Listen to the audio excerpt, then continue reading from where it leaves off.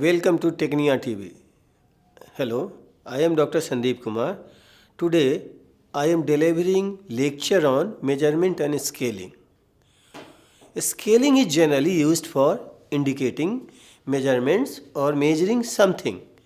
It refers to the assignment of numerals to objects to represent the amount of property or characteristics possessed by the object.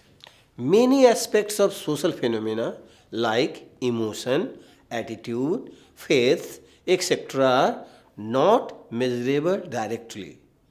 It is easy to assign numbers in respect of properties of some objects, but it is relatively difficult in respect of the others. For instance, measuring such thing as social conformity, intelligence or marital adjustment is much less obvious and requires much closer attention than measuring physical weight, biological age, or a person's financial assets. They are not quantitative in nature. In social phenomena, there are two types of variables, quantitative and qualitative. Measurement or scaling implies conversion of qualitative data into quantitative data and then measuring them. Various kinds of statistical measurement are used for this purpose. Scaling is an attempt to bring about greater accuracy, which is desired in both physical and social sciences. Now I am explaining measurement. What is measurement? It is essential in a research process. It helps researcher to gather some kind of conclusive and quantitative data. It refers to the assignment of numerals to object to represent the amount of property or characteristics pertaining to an object, event, person, etc. It is defined as the assignment of numbers to objects to represent amount or degrees of a property possessed by the entire object. It is a process of mapping objects or event in an abstract space such that each position in a space is associated with definite meaning and magnitude as defined by the rules. The numbers are assigned to objects in such a manner that the numbers are reflective of the relationship that exists between the two objects with respect to characteristics involved. A number system is defined by three important characteristics. First one, that is the order. Numbers are placed in a logical sequence and the sequence has some meanings. Second one is distance. Distance is the difference between the numbers are ordered. Third one is the origin. The number system has a unique origin indicated by number 0. Based on the three characteristics, measurement can be done using four different types of system. First one, nominal measurement. It has no order, distance or origin. Second one, that is the ordinal measurement. It has an order but no distance and origin. Third one is the interval measurement. It has an order and distance but no origin. And fourth one is the ratio measurement. It has an order, distance and origin. Now I am explaining the data types. There is a sequence of terms to describe four types of data that may be gathered in social research, each one adding more to the next. These are nominal, ordinal, interval and ratio. These terms are used to describe types of data and by some to dictate the appropriate statistical test to use. Now, what is nominal data? The name nominal comes from the Latin nomen, meaning name, and nominal data are items which are differentiated by a simple naming system. The only thing a nominal scale does is to say that items being measured have something in common, although this may not be described. It basically refers to categorically discrete data such as name of your school, type of your car you drive, or name of a book. It classifies a set into categories that are mutually exclusive and collective exhaustive.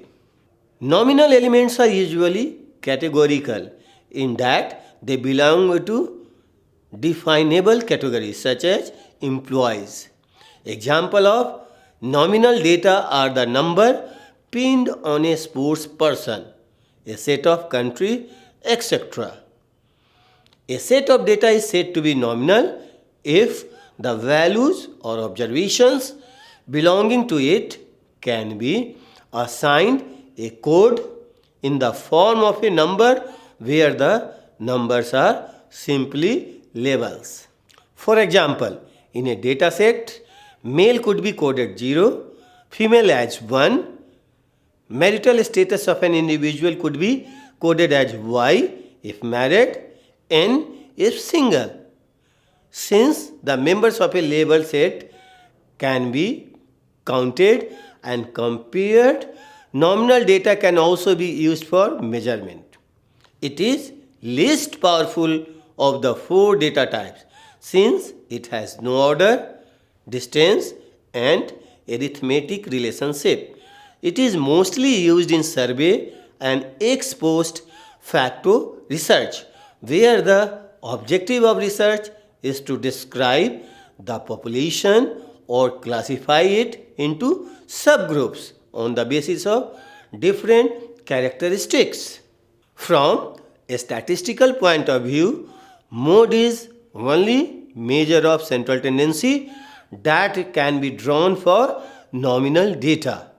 A statistical test, chi-square, and ANOVA may be used for nominal data. Now I am explaining the ordinal data. Ordinal data is the lowest level of ordered scale that ranks objects or individuals along the range of attributes being scaled from the largest to smallest. Ordinal refers to quantities that have a natural ordering. The ranking of a favorite sports, the order of people's place in a line, the orders of runner finishing a race, or more often the choice on a rating scale from 1 to 5. But with ordinal data, you cannot state with certainty whether the intervals between each values are equal. The use of ordinal scale imply a greater than or less than relationship between objects being measured without stating the degree of greater or less.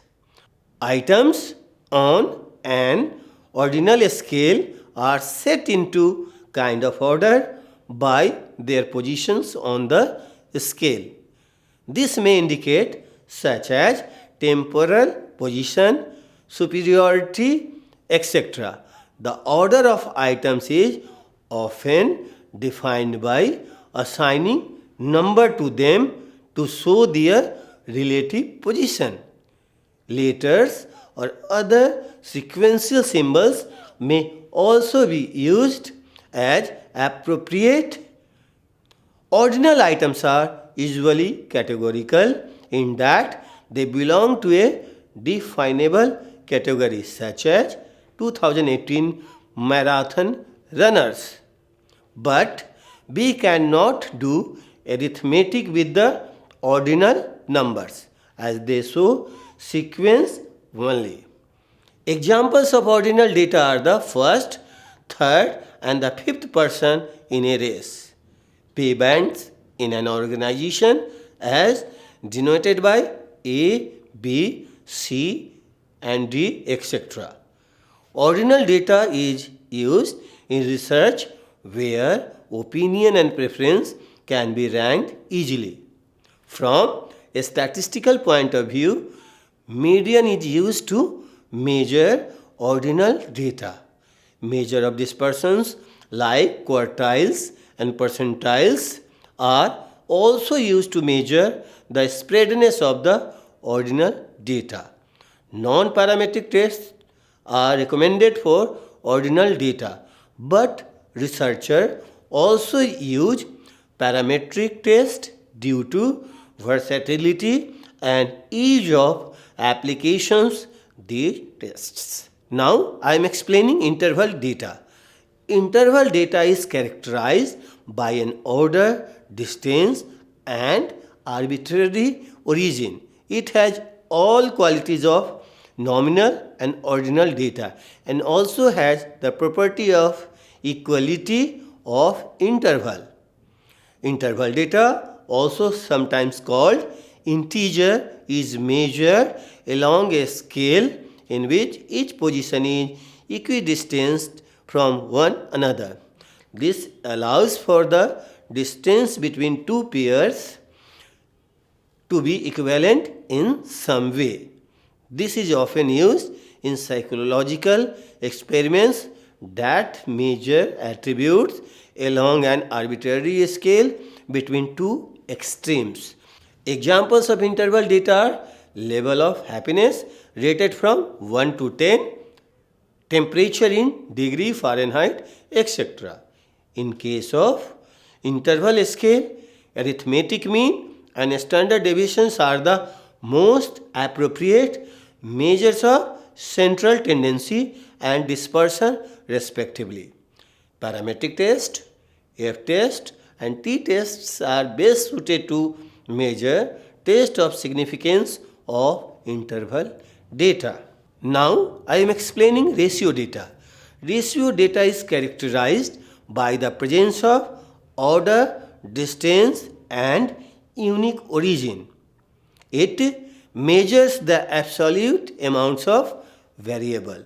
It is the most powerful of the four scales as it has unique origin.